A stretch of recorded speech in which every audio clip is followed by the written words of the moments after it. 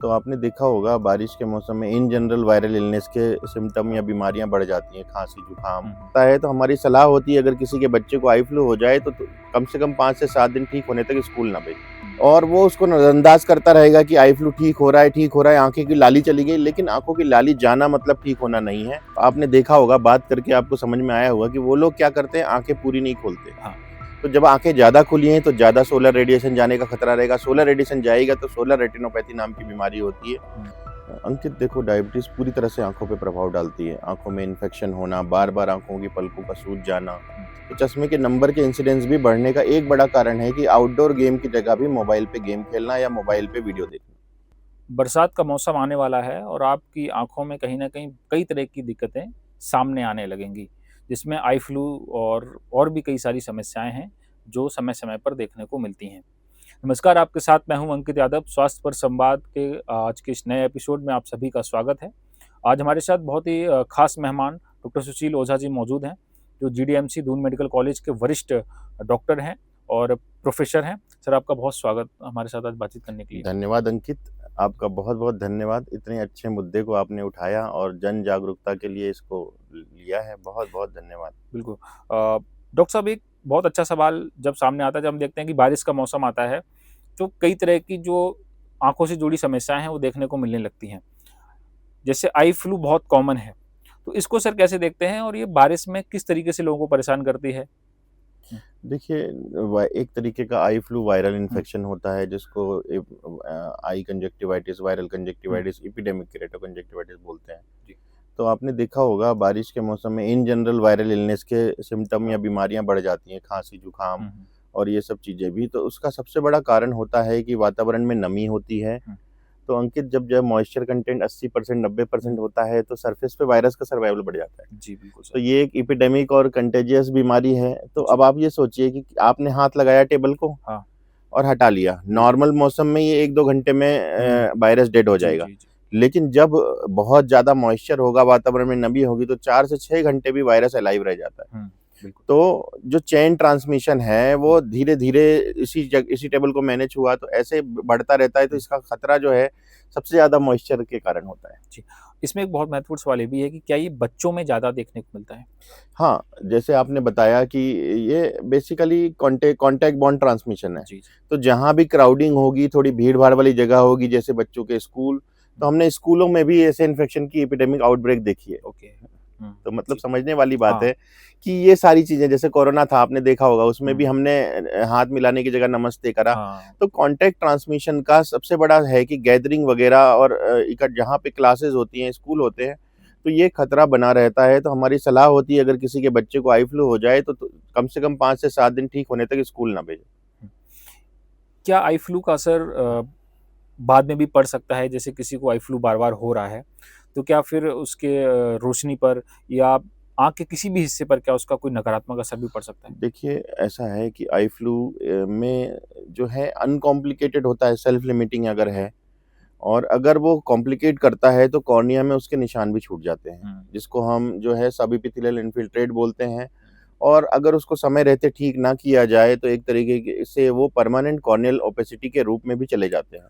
जी, तो हमें इसके लिए नज़दीकी नेत्र रोग विशेषज्ञ को ज़रूर दिखा लें। हुँ, और जो ये सब एपिथेलियल इन्फिल्ट्रेट आते हैं, ये आँखों की लाली जाने के बाद भी आ जाते हैं। हुँ, तो ओके, आँखें आम तौर पर देखने में नॉर्मल लगेंगी, लेकिन पेशेंट को थोड़ा-सा जो है लाइट में आँख खोलने में दिक्कत होगी, सिम्पटम होंगे, हुँ, और वो उसको नज़रअंदाज करता रहेगा कि आई फ्लू ठीक हो रहा है, ठीक हो रहा है, आँखें की लाली चली गई, लेकिन आँखों की लाली जाना मतलब ठीक होना नहीं है। जी, उसके साथ-साथ अगर उसके कोई दुष्प्रभाव कॉर्निया में या किसी और जगह पे पड़े हैं, तो उसको हम मशीन से देखकर उसको समय रहते इलाज करके उस ओपेसिटी को बदलने में हम रोक सकते हैं।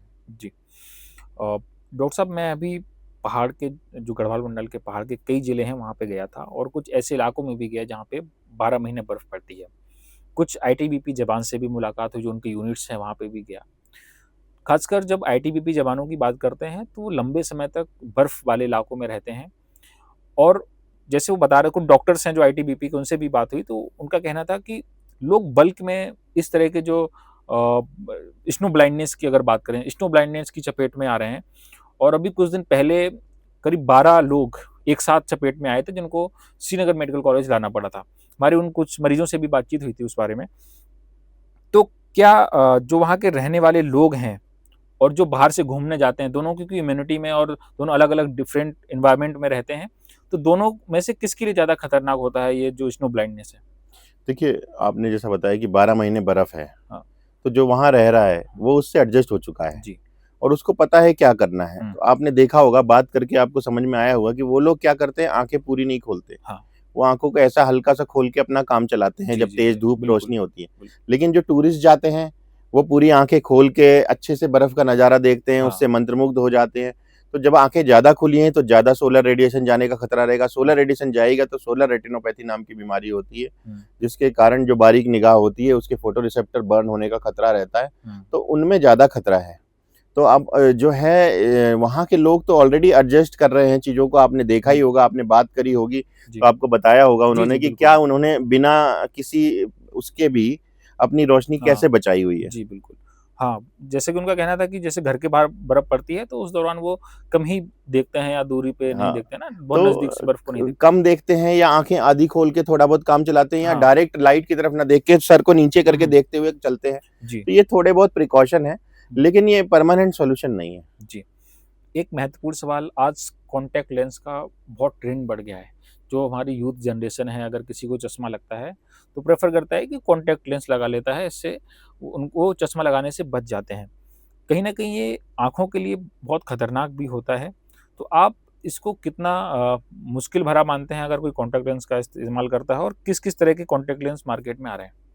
देखिए, सबसे पहले तो रेगुलर कॉन्टैक्ट लेंस जिसको सॉफ्ट कॉन्टैक्ट लेंस बोलते हैं, वो रेगुलर एस्टिग्मेटिज़्म के काम आता है। अगर इर्रेगुलर सिलिंड्रिकल नंबर है, तो आपके रिजिड कॉन्टैक्ट लेंस होते हैं, हुँ, जिसको आरजीपी लेंसेज़ बोलते हैं या हुँ, रोज़ के लेंसेज़ बोलते हैं।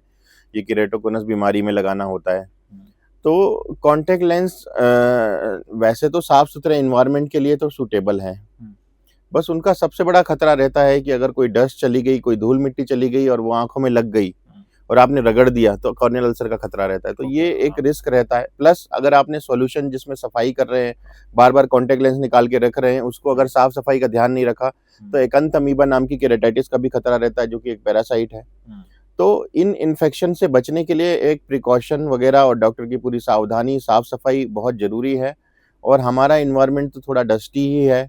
तो इस सब चीज़ों के लिए मेरी सलाह होगी कि यूज़ करना बुरा नहीं है, लेकिन यूज़ करने के साथ उसकी सावधानी, उसके प्रिकॉशन के बारे हुँ, में भी डॉक्टर से ज़रूर पूछ लें। हुँ। आज जो हमारा इंडिया है वो डायबिटिक कैपिटल की तरफ आगे बढ़ रहा है। तो डायबिटीज़ का क्या आँखों पर भी कोई असर पड़ता है?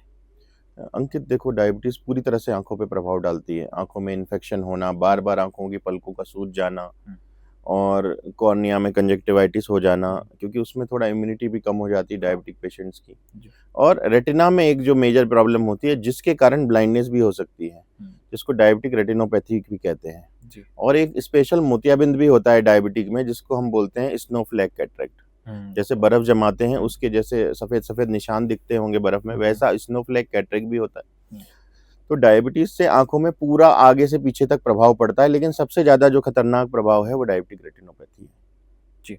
इसके क्या कुछ सिम्पटम्स हैं? जैसे किसी को डायबिटिक रेटिनोपैथी हो रही है, तो उसको शुरुआत में कैसे सतर्क हो जाना चाहिए? क्या कुछ ऐसे संकेत आएँगे जिससे वो डॉक्टर के पास जाए? देखो अंकित, अर्ली स्टेज में कोई सिम्पटम नहीं आते। ओके। उसका जो है स्टैंडर्ड हमने प्रोटोकॉल बना रखा है। अगर टाइप 2 डायबिटीज़ है, हुँ, तो 5 साल में हर साल पर्दे की जाँच करानी है। हुँ, तो नेत्र रोग विशेषज्ञ अर्ली सिम्पटम पिकअप कर लेगा और अर्ली ट्रीटमेंट स्टार्ट कर देगा। हुँ, और अगर जो है टाइप 1 डायबिटीज़ हुँ, है, तो 5 साल में कराना है, और टाइप 2 डायबिटीज़ है, जी, तो इमीडिएटली डायग्नोसिस के समय पर्दा चेक कराना है और फिर हर साल कराते रहना है। जी। क्योंकि टाइप 1 में तो देखो इंसुलिन डेफिशिएंसी वाली डायबिटीज़ है, हुँ, वो तो तुरंत पकड़ में आ जाती है। जैसे इंसुलिन बिल्कुल। कम हुआ, पकड़ आ गया, तो हम उसमें 5 साल में भी करेंगे तो फ़र्क नहीं हुँ, पड़ेगा। बिल्कुल। लेकिन टाइप 2 में क्या होता है कि जो पीरियड है, हमें नहीं पता हुँ, कि उसको 1 साल से डायबिटीज़ थी, 2 साल से, 3 साल से, क्योंकि वो चेकअप जब कराया तब पता चली। बिल्कुल। तो हमें टाइप 2 में जो है तुरंत करानी है पर्दे की जाँच, और टाइप 1 में जो है 5 ईयर के इंटरवल में भी कराते चले तो भी चल जाएगा। जी। आज जिस तरीके से बच्चों का स्क्रीन टाइम बढ़ गया है, ऐसे में कम उम्र में ही उनको आँखों से जुड़ी हुई बहुत दिक्कतें देखने को मिलती हैं। इवन छोटे-छोटे बच्चों को मैंने चश्मा लगाए हुए देखा है। तो आप इसको कितना चिंताजनक मानते हैं बतौर विशेषज्ञ? देखिए, पहले तो बच्चे इतने नहीं आते थे हमारे पास। हुँ, आज की तारीख में बच्चों में सिर दर्द, हाँ। बच्चों में आंखों में ड्राइनेस, आंखों में जलन, एलर्जी की प्रॉब्लम भी ज़्यादा आ रही है।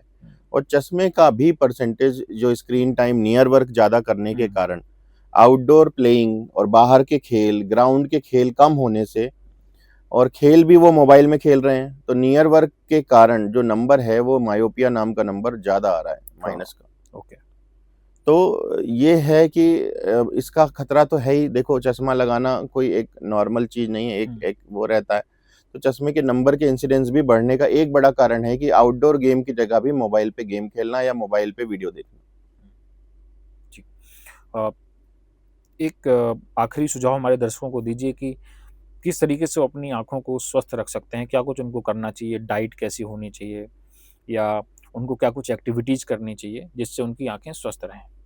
देखिए, आँख भी शरीर का ही पार्ट होती है। अगर शरीर स्वस्थ है तो आँखें अपने आप स्वस्थ रहेंगी। जी। तो जो आप अपने शरीर को स्वस्थ रखने के लिए करते हैं कि 30 मिनट ब्रिस्क वॉक, और जो है जो भी आप गाड़ी चला रहे हैं, टू व्हीलर चला रहे हैं, तो चश्मा लगा के चलाएँ ताकि डायरेक्ट ठंडी हवा या गर्म हवा आँखों में डायरेक्ट ना लगे।